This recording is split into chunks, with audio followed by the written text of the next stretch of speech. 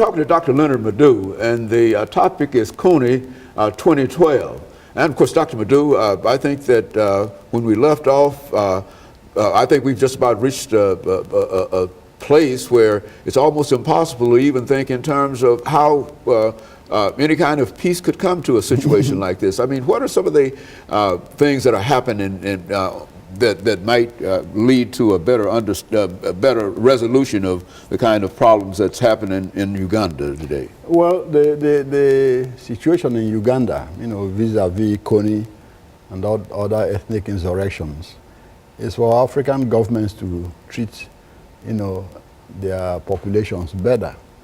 What actually happens is that most of the time when an African government comes to power, it becomes winner takes all. You know, they want to suppress the other group, you know, in order to consolidate power themselves with their own ethnic group. Like I said before, prior to independence and after independence, you know, there has been a big misunderstanding, I should call it misunderstanding, between the northern ethnic groups in Uganda and the southern ethnic groups in Uganda. The southern ethnic groups, primarily dominated by the Baganda, you know, don't see eye to eye with the northern ethnic groups, primarily dominated by the Acholi and the Langi.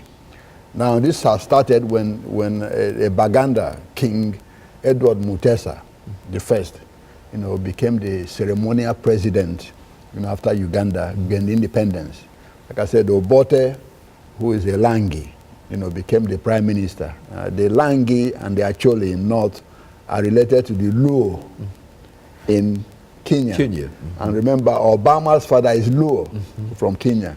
So they are part of the Nilo-Nitic, you know, Luo-speaking people.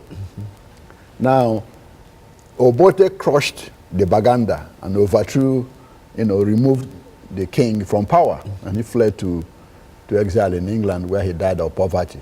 And the guy who led the attack on the Kabaka's palace was Idi Amin.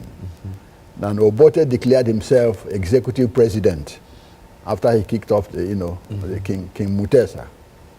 Idi Amin comes from the West Nile. He's a Kakwa, from the Kakwa ethnic group from the West Nile of Uganda. Well, you know, after he helped Obote to kick out the king, well, he thought twice. He said, well, I'm tired of taking orders. I'd rather be the person giving orders myself. Okay.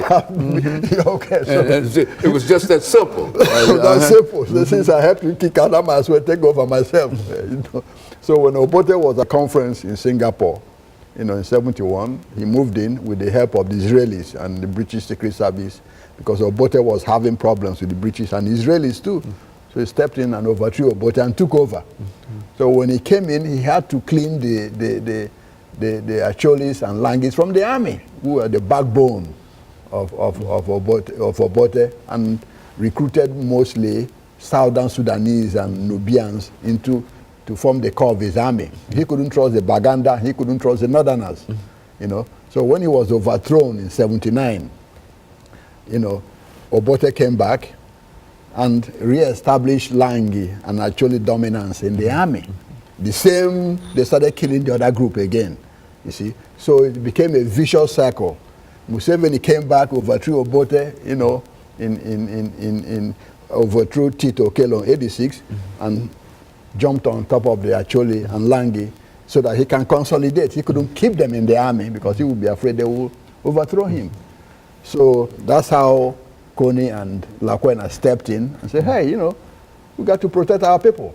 So Kony took up arms, you know, '87, after Lakwena's rebellion was crushed, because they felt under siege. Ironically, the person who was in charge of the United Nations, you know, Commission for Children and Armed Conflict is an Acholi, a guy called Olara Otunu.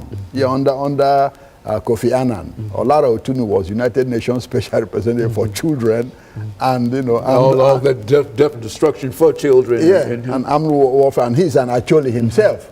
You know, so they tried to work quietly diplomatically, you know, to bring a resolution to the problem of Joseph Kony.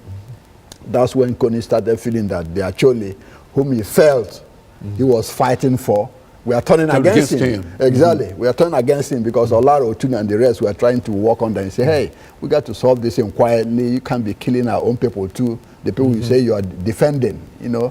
So that's when he got upset, feeling that he was betrayed, and started, this scorched-earth policy of kidnapping and rape and arson and all that. So it didn't start like that initially. That's what people have to understand, because right now people are confused.